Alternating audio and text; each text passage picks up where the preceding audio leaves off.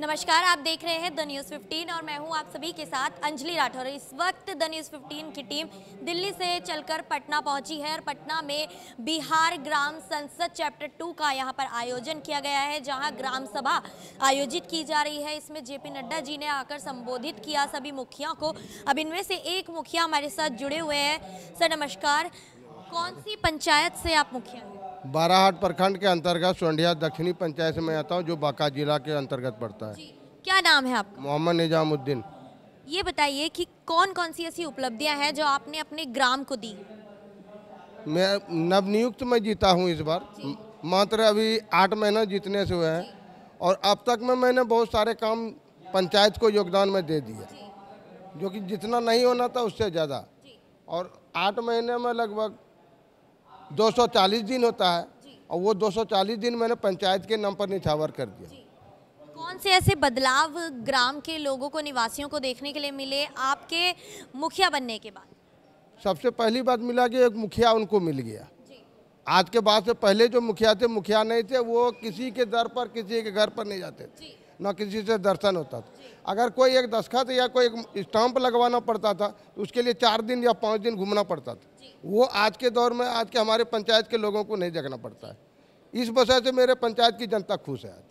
आज जो आप इस ग्राम सभा में आए हुए हैं, यहाँ पर जो बीजेपी के राष्ट्रीय अध्यक्ष जो है जेपी नड्डा जी यहाँ आए, तो आपने अपने ग्राम की ओर से अपनी पंचायत के लिए कौन सी ऐसी चीज़ें मांगी हैं उनसे, कौन सी ऐसी उनसे उपलब्धियाँ मांगी हैं, क्या चाहते हैं? मैं उनसे चाहता हूँ कि मेरे पंचायत की जनता पंचायत में ही काम करे, पंचायत से बाहर ना हो और उनको सही ढंग से रोजी रोटी मिले। और मेरे गाँव की, मेरे पंचायत की खुशहाली इसी में होगा।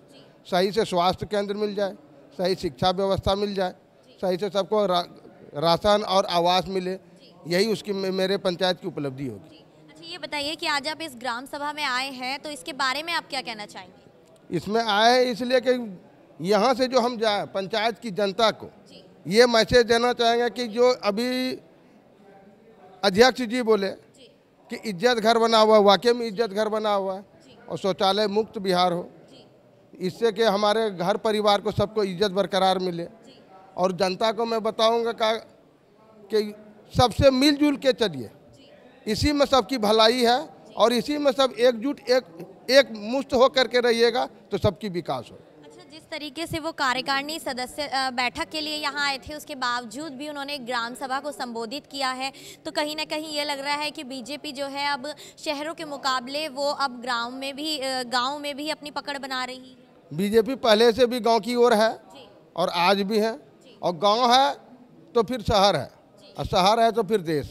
सर आपका शुभ नाम? मैं मुखिया अबू नसर, पंचायत बालदो। ये बताइए सर कि आपके द्वारा की गई वो उपलब्धियां जो आपके निवासियों को मिली। देखिए, मेरा जीतने का तो मोटा मोटी 6 माह हो गया। 6 माह के अंदर मैंने बहुत सारे रोड जो अब तक 20 साल तक नहीं बना था, मैं पहली बार मुखिया बना और पहली बार बनने के बाद बहुत सारे रोड जो कच्ची था, जहाँ से लोगों को जाने आने में तकलीफ़ होती थी, मैंने उसको बनवाने की कोशिश किया। मैंने 3-4 नाला बनवाया, 2 भवन बनवाया और अब मेरा काम जो है पेपर ब्लॉक का काम चल रहा है। अच्छा, भविष्य में और ऐसी कौन सी योजनाएं हैं जो आप अपने गांव के निवासियों के लिए लेकर आ रहे हैं? सबसे पहले मैं जो हमारा हेल्थ सेक्शन है, मेरे वहाँ पंचायत में बालदो में अनाकली गाँव है, वार्ड नंबर 4 में उप स्वास्थ्य केंद्र बन के तैयार है। वो 3 साल हो गया बनने का, मगर अब तक जो है वो चालू नहीं हुआ है। वहाँ डॉक्टर की कमी है और 10 किलोमीटर के अंदर में कोई हॉस्पिटल नहीं है। तो मैं चाहूँगा मंत्री से बात करके कि वहाँ का हॉस्पिटल में डॉक्टर का व्यवस्था किया जाए।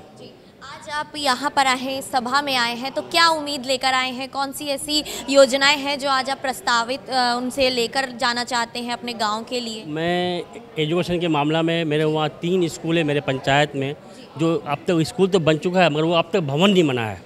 वो बच्चे जो है कुछ रोड में पढ़ते हैं और कुछ बच्चे जो हैं किसी दूसरे स्कूल में जाके वो पढ़ाई करते हैं। तो इसलिए मैं चाहूँगा कि वो तीनों स्कूल का भवन बनाया जाए ताकि उस बच्चे को उसी गांव में, उसी स्कूल में वो पढ़े। अच्छा, ये बताइए कि अपने गांव की जो पहले स्थिति थी, जो आपसे पहले मुखिया थे उनके समय पे जो स्थिति थी और आपके मुखिया बनने के बाद कैसी स्थिति, बदलाव क्या देख रहे हैं? बहुत सारे बदलाव हुआ है, पढ़ाई के मामले में बदलाव हुआ है। वो मुखिया जो थे 20 साल तक कभी किसी स्कूल में जाते नहीं थे। हम हर महीना या 15 दिन के बाद हम स्कूल का दौरा करते हैं। जो नाला कभी मैंने 20 साल में नहीं बना था, वो मैंने कई जगह नाला बनवाया है। 6 माह के अंदर आपने इनके विकास के लिए, अपने गांव के विकास के लिए काफ़ी कार्य करा है। बहुत जी, बहुत सारे काज किए हैं, बहुत सारे काज बाकी है। मैं कोशिश करूंगा आने वाले 4 साल में उस सारे काज को करने की कोशिश करूंगा। मेरी तरफ से पूरा कोशिश रहेगा। सर आपका नाम? मेरा नाम अब्दुल तवाब, जिला किशनगंज, प्रखंड पोठिया, पंचायत कोलथा। अच्छा ये बताइए कि आज आप इस सभा में आए हैं, इस सभा में संबोधित किया है जेपी नड्डा जी ने, क्या कहना चाहेंगे? जेपी नड्डा जी जो भी सभा में कहे हैं ये हम लोगों के लिए गौरव की बात है, और जो भी कहे हैं सही सही ये किए हैं, इसमें कोई दो राय नहीं है। उसका हर एक बात का हम लोग तायद करते हैं। उन्होंने एक बात ये भी कही थी कि बीजेपी जो है अब वो हर सेक्टर में जा रही है, हर वर्ग के लोगों के साथ जुड़ रही है, तो कहीं ना कहीं शहर के साथ वो गांव पर भी ध्यान दे रही है और गांव के लोगों के साथ भी जुड़ रही है। ये तो 100% सही है कि सबका विकास सबका साथ लेके चल रहे हैं। पहले गांव में हम लोग चल नहीं पाते थे, मगर बीजेपी की सरकार जब से आई और जल नल योजना हो, ये गली नली योजना हो, इससे गांव में हर गली में पक्का रोड हुआ है और पानी का निकासी के लिए नाला का इस्तेमाल हुआ है, जिससे लोग बहुत खुश हैं। हमारे साथ एक और मुखिया यहाँ पर जुड़े हुए हैं। सर आपका नाम? मिशकात आलम, पंचायत भाटाबारी, जिला किशनगंज। जी अच्छा ये बताइए कि कौन सी उपलब्धियाँ आपने अपने गांव के निवासियों को दी हैं आपके कार्यकाल में?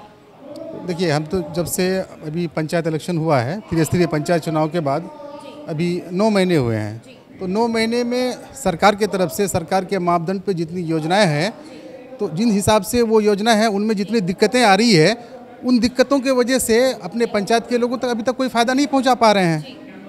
चूँकि सरकार के गाइडलाइन के हिसाब से जो योजनाएं हैं उसी योजनाओं पे हमको काम करना पड़ रहा है, जबकि उस पंचायत के मुखिया है, उस पंचायत के मुखिया होने के नाते मेरी अपनी एक ये होती है कि लोगों की डिमांड है हमारे साथ कि हमको कौन कौन सी योजनाएं करनी चाहिए, लेकिन सरकार ने ऐसी जो जटिलता पैदा कर रखी है, इसको जब तक दूर ना करे तो उस हिसाब से मुखिया वो काम नहीं कर सकता है। इसलिए कहीं ना कहीं इसके लिए दिक्कत आ रही है।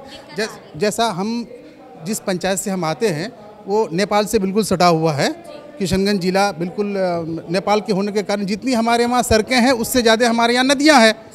तो हमारे यहाँ नदियाँ होने के वजह से पानी का जलस्तर जब बढ़ता है तो हमारे यहाँ जो पेबर ब्लॉक पूर्व से अभी जो चलते आ रहा है वो पानी का ज़्यादा बहाव होने की वजह से वो टिक नहीं पा रहा है। इसलिए हम मतलब आपके माध्यम से, आपके चैनल के माध्यम से हम पंचायत के जो पंचायत मंत्री हैं बिहार सरकार के और भारत सरकार के, उनसे हम ये डिमांड करते हैं कि हमारे वहाँ बहुत ऐसी सड़कें हैं जो गांव के बीच में है, जहाँ पीसीसी सड़कें बनने की ज़रूरत है, तो उसको पहले पीसीसी सड़कें बनवाई जाए, फिर तब जाकर के पेवर ब्लॉक, जब पानी का स्तर अगर घटाया जा सकता है उसके लिए व्यवस्था किया जाएगा, तब फिर पेवर ब्लॉक या दूसरी व्यवस्था से काम किया जा सकता है। आज आप इस सभा में आए हैं तो अपनी कौन सी उम्मीदें लेकर आए हैं, कौन से आपको ऐसे प्रस्तावित कराने हैं यहाँ पर आकर जो अपने गाँव का विकास कर? जी, गांव के विकास के लिए सबसे ज़्यादा ज़रूरी ये है कि मनरेगा योजना सबसे महत्वपूर्ण योजना है। मनरेगा योजना में उससे 2 फायदा है। एक तो ये है कि आप ऐसे कार्यों को कर सकते हैं जो दूसरे योजनाओं से उन कार्यों को नहीं किया जाएगा। दूसरी बात क्या है कि 90-100 दिन की जो गारंटी है सरकार के द्वारा कि वहाँ के मजदूरों को, जो बेरोजगार लोगों को है, उनको देना है, तो उनके लिए ये ज़रूरी है कि आप मनरेगा में भरपूर पैसा दें ताकि पैसे की कभी कमी ना हो, जिसके वजह से मजदूरों को उसके भुगतान करने में देरी हो, जिसके वजह से लोग काम ना कर पाए। तो इसलिए हम सरकार से ये उम्मीद करते हैं कि सरकार मनरेगा योजनाओं के अंतर्गत या दूसरे और योजनाओं के अंतर्गत पैसे को ना रोके, पैसे जितना जल्द हो वो दे, ताकि मुखिया के अंतर्गत या दूसरे प्रतिनिधियों के द्वारा जो भी काम हो उस काम में जल्द से जल्द उसको भुगतान किया जा सके, मजदूरों को भुगतान किया जा सके। इस सभा में जो मुखिया मौजूद थी, इनमें से महिला मुखिया हमारे साथ एक जुड़ी हुई हैं। मैम क्या नाम है आपका? रेखा कुमारी, सिलौड़ी बेलौड़ी पंचायत से हैं हम जी, दुल्हिन बाजार प्रखंड से। जी अच्छा ये बताइए कि आज आप इस सभा में आई थी तो आपने अपने मुखिया बनने के बाद अपने गांव में कौन कौन सी ऐसे विकास कार्य किए हैं, क्या बदलाव लेकर आई हैं? अभी तो 6 महीना हुआ है जिसे मुखिया बनना, उसके बाद हो रहा है काम, गांव में विकास हो रहा है। ये कचरा प्रबंधन वाला में काम कर रहे हैं हम, जिसे हर घर में 2 डब्बा मतलब ग्रीन और ब्लू मतलब देना है, उसमें एक सूखा और मतलब एक में गीला रखना है कचरा, उस कचरा वाला पे मतलब काम हो रहा है, जिसे हर घर में दिया रहा है। अच्छा ये बताइए कि महिलाओं के विकास के लिए आप क्या आगे योजनाएं लेकर आने वाली? महिलाओं का विकास लेके जिसके घर में जिसे घर नहीं है उसको घर देना है। जो मतलब बूढ़ी आदमी है जिनको मतलब कोई नहीं है, जिसे उनके लिए पेंशन देना है, मतलब उनके लिए एक मतलब वृद्ध आश्रम खोलना है, जिससे मतलब मेरा गांव का विकास हो, जिसका उसका घर नहीं हो उसमें मतलब रहने के लिए। आज आप यहाँ आई हैं इस ग्राम सभा में, चैप्टर 2 में आई हैं आप। जेपी नड्डा जी ने संबोधित किया था, क्या कहना चाहेंगी इस सभा के बारे में? सभा में आके अच्छा लगा, कुछ जानकारी हुआ। हाँ, अभी जो 10 बोले हैं ना कि 10 सब मुखिया की मांग है, वो मेरा भी मांग है। हाँ, अच्छा ये बताइए कि कौन सी ऐसी योजनाएं हैं जो आज आपने इस सभा में आकर मांगी है, या कौन सी ऐसी मांगे हैं जो आज आपने यहाँ पर आकर रखी हैं इनके सामने? अभी तो यहाँ पे मांग जिसे जो एथी पिस्तौल का जो है वो सही बात है कि जो मतलब अपना मुखिया एथी नहीं है, इसलिए मांगे हैं कि ज़रूरी है मुखिया के लिए। मैम क्या नाम है आपका? मेरा नाम बबीता कुमारी है। मैं पैनाल ग्राम कचहरी की भूतपूर्व सरपंच भी हूँ और अभी वर्तमान में भी हूँ। अच्छा, लगातार मतलब सरपंच पद पर बनी हुई है आप? जी जी बिल्कुल। अच्छा ये बताइए कि गांव के विकास के लिए क्या कार्य हो रहे हैं गांव में?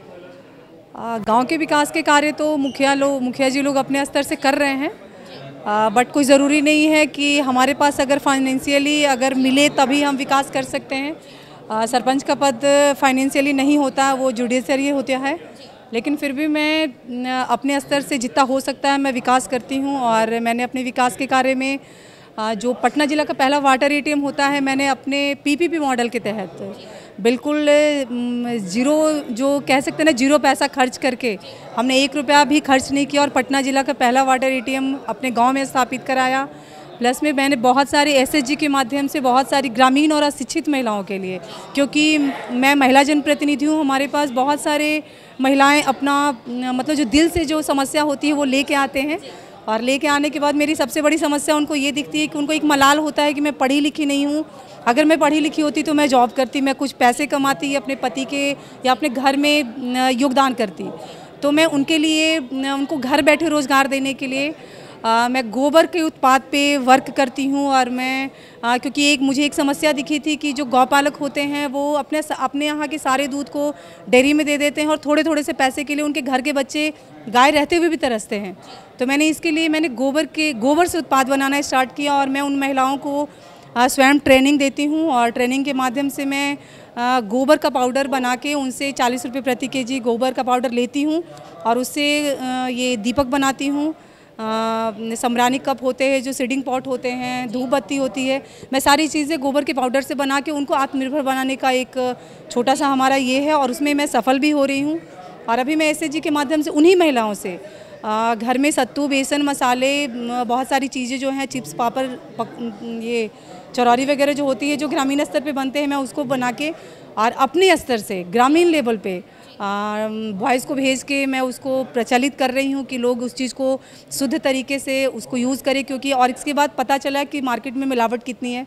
तो मैं अपने पंचायत को, अभी तो मैं अपने गांव से स्टार्ट कर रही हूँ क्योंकि पंचायत हमारा है, तो मैं पंचायत में भी, मैं पंचायत के हर एक गाँव से मैं महिलाओं को जोड़ रखी हूँ और जोड़ के मैं इस पे वर्क कर रही हूँ और मुझे इसमें सफलता मिल रही है। बहुत बहुत शुभकामनाएं मैम। जो आप काम कर रही हैं वो अभी अपने स्तर से कर रही हैं, अपने गांव के स्तर से कर रही हैं और धीरे धीरे ये देश में भी आगे बढ़ेगा।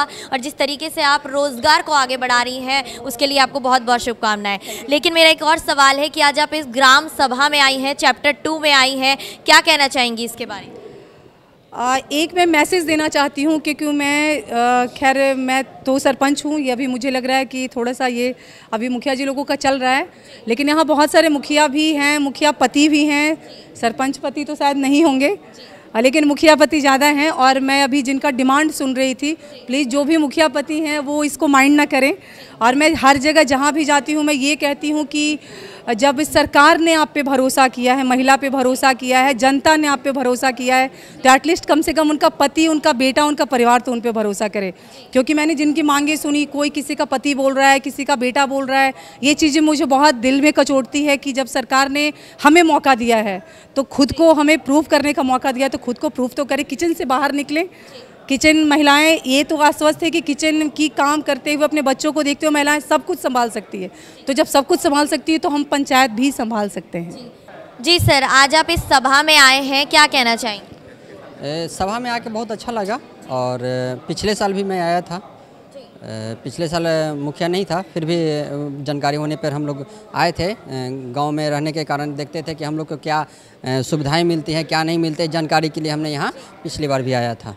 जिस उद्देश्य से ये ग्राम सभा आयोजित की गई है कि आप लोगों को योजनाओं के बारे में बताना है, केंद्र कौन सी योजनाएं निकाल रहा है और किनका लाभ गांव के लोगों तक पहुंचाना है, क्या वो उद्देश्य यहाँ पर आकर पूरा हुआ?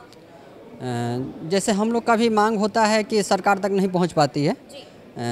जैसे कबीर अंतुष्टि हो गया, उसके जितना BPL सूची में नाम होता है उसको देहांत होने पे तुरंत 3000 रुपया मुहैया मुखिया जी के द्वारा उसके घर पर जाकर देना होता है दाह संस्कार के लिए, लेकिन ये सब हो नहीं पाता है। सिर्फ सरकार की योजनाएं हैं, सरकार की योजनाएं देखी रह जाती हैं। जैसे बहुत लोग का आधार कार्ड नहीं है तो उसको पैसा नहीं मिलेगा, तो इसको देना चाहिए था, मुखिया का पूरा पावर देना चाहिए था कि वो अपने स्तर से दे और आम सभा में पारित करे और उसको पूरे गांव का सिग्नेचर करा के, अगर आपका पैसा मुखिया को खाने का शक है तो साइन कराकर पूरा गांव का वार्ड को बैठाकर पैसा दिया है या नहीं दिया है उसका एक जानकारी लेकर देना चाहिए था। ऐसा तो नहीं है कि सबके पास डॉक्यूमेंट है हर चीज़ का, होता नहीं है, फिर उसका योजना का लाभ कैसे पहुँचेगा। तो यानी कि आज आप इस सभा में आए तो आपने अपनी मांगे यहाँ पर रखी? मांगे रखी है, मांगे रखी। क्या मांगे रखी? मांगे रखी है कि जैसे अभी नया में आया है 15वीं वित्त आयोग से कि पैसा खाते पे जाएंगे लेबर के, तो लेबर के खाते पे जाएंगे तो बहुत लोगों को लेबर के खाते पे खाता नहीं होता है, वो कैसे होगा फिर, कैसे वो काम नहीं कर पाएंगे, फिर काम नहीं कर पाएंगे ना। जो अगर अकाउंट नहीं है जिसका, जो लेबर का, वो काम नहीं कर पाएंगे, तो काम नहीं कर पाएंगे। और जिसके पास काम अकाउंट है तो आपको काम करने के लिए इच्छुक नहीं है, फिर क्या करेंगे हम, कैसे काम कराएंगे पंचायत का। यानी कि जो आपकी मांगे हैं अपने गांव के विकास के लिए। अच्छा ये बताइए कि अब जब आप मुखिया बने हैं उसके बाद आपने गांव में विकास के लिए क्या कार्य किए? अभी तक तो 10 कुएँ बनाए हैं जल जीवन हरियाली के तहत। माननीय मुख्यमंत्री जी का बहुत ही अच्छा योजना है और जितना भी जर्जर स्थिति में कुआं है उसका सारा का जीर्णोद्धार हम लोगों ने किया है और अभी फेवर ब्लॉक वगैरह किया है। हाँ, फेवर ब्लॉक में ये किया है कि जैसे कि साइड से उसको ढलैया देना होता है, लेकिन हमारा JE इंजीनियर ने क्या किया कि कहा कि मट्टी आप दे दीजिए, मट्टी ही देना है, मट्टी का योजना बनाया। तो जैसे अब वो टूटेगा तो मुखिया बदनाम होगा, वहाँ जनता तो क्या कहेगा कि मुखिया ने पैसा खा गया, मुखिया ने ये किया, लेकिन ग्राउंड लेवल पे तो पहले क्या किया क्या नहीं वो तो जनता को नहीं पता है, तो इस चीज़ को तो जनता को पता होना चाहिए था ना। अब हमारे साथ यहाँ पर बिहार ग्राम संसद जो यहाँ पर सभा का आयोजन किया था चैप्टर 2 का, उनके ऑर्गेनाइज़र हमारे साथ मौजूद हैं। सर आपका बहुत बहुत स्वागत है द न्यूज़ 15 पर। धन्यवाद। सर मेरा सवाल ये है कि जितने यहाँ पर आज मुखिया आए थे, प्रतिनिधित्व आए थे, ये कितने जिलों से आए थे, कितनी पंचायत के यहाँ पर सदस्य आए थे? एक्चुअली हम लोग पंचायती राज विभाग से जितने भी मुखिया सिलेक्टेड लोग हैं उनका एक लिस्ट था मेरे पास 600 लोगों का, जिसमें बिहार के हर एक ज़िला से 2, 3, 4 प्रतिनिधि आए हुए हैं। एक भी ज़िला नहीं है जिससे हमारे प्रतिनिधि आए नहीं हैं, तो लगभग 200-300 के आसपास में हमारे मुखिया प्रतिनिधि वहाँ से आए, जिनका प्रतिनिधित्व आज इस ग्राम संसद में हुआ है। इस सभा का जो आयोजन किया गया उसका क्या उद्देश्य रहा था? उद्देश्य यही है कि जो पंचायत में किस तरह से डेवलपमेंट हो सकता है और स्कीम्स, क्योंकि क्या है होता है कि जो सुदूर पंचायत है वहाँ पे कोई डेवलपमेंट, किसी को स्कीम्स का पता नहीं होता है, कोई जान नहीं पाता है कि किस तरह से कौन क्या चीज़ है। तो क्या है कि हम लोग बस अवेयर करने की कोशिश कर रहे हैं कि सेंट्रल के कितने स्कीम्स हैं, स्टेट गवर्नमेंट के कितने स्कीम्स हैं, वो मिनिस्टर्स से बात कर पाएँ, मंत्री से बात कर पाएँ। इससे क्या होगा कि उनका एक कॉन्फिडेंस आएगा और हम उनको एप्रिसिएशन सर्टिफिकेट वगैरह दे रहे हैं। 30 लोगों को हम लोग सम्मानित करेंगे, जिससे क्या है कि वो आगे काम भी कर पाएंगे और अच्छा काम कर पाएंगे। अगर उनको कोई चीज़ की दिक्कत होती है तो आज वो ऐसा प्लेटफॉर्म रेडी किया जा रहा है जिससे कि वो अपनी बातों को पहुंचा पाएँ। जैसे कंप्लेन कर रहे हैं लोग, शिकायत कर रहे हैं, लेकिन वो कहाँ करेंगे, तो उसके लिए एक प्लेटफॉर्म रेडी हो रहा है, जिसके लिए हम लोग ये ग्राम संसद चैप्टर 2 किए हैं। कितना हद तक आपका जो उद्देश्य था वो सफल रहा इस सभा के अंतर्गत? देखिए, सफलता का भी कोई परिभाषा नहीं है। अभी ऐसा नहीं है कि आज हम किए हैं और आज ही हम सफल हो जाएंगे। ये सिर्फ दूसरा चैप्टर है और एक साल में आप कुछ चेंज नहीं कर सकते हैं, लेकिन एक शुरुआत है और उम्मीद करते हैं कि ये एक मैसेज ज़रूर जाएगा कि ग्राम संसद एक चैप्टर है जहाँ पे कि हम अपनी बातों को रख सकते हैं। बहुत लोग गुस्सा रहे हैं, बहुत लोग अपनी बातों को रख रहे हैं, तो वो तरीका चाहे जो भी हो, बट अपने मैसेजेस को प्लेटफॉर्म पे ला के रखना मेरी उपलब्धि है। अच्छा हो बुरा हो जैसा भी हो, हम लोग एक स्टेप आगे बढ़े हैं, अभी बहुत स्टेप आगे जाना है। बहुत शुक्रिया सर द न्यूज़ 15 के साथ जुड़ने के लिए। देखा किस तरीके से इस ग्राम सभा का आयोजन किया है। ये चैप्टर 2 है जो कि बिहार में आयोजित हुआ है, पटना में। आप सभी ने देखा कि किस तरीके से जो मुखिया हैं वो अपनी बात रखने के लिए इस सभा में आए थे, किस तरीके से इस सभा का उद्देश्य था ये भी आप सभी ने जाना। बने रहिएगा द न्यूज़ 15 के साथ। मैं अंजलि राठौर, कैमरा पर्सन मिथिलेश के साथ आप सभी के सामने दोबारा लौटूंगी पटना की स्टोरी के साथ। पटना में हम कुछ दिन विजिट करेंगे और आपको यहाँ की अलग अलग कहानियाँ, अलग अलग मुद्दे आप सभी के सामने लेकर आएंगे। बने रहिएगा द न्यूज़ 15 के साथ। वीडियो अच्छा लगा हो तो इसे लाइक शेयर कमेंट ज़रूर कीजिएगा और हमारे YouTube पेज को सब्सक्राइब करना ना भूलें।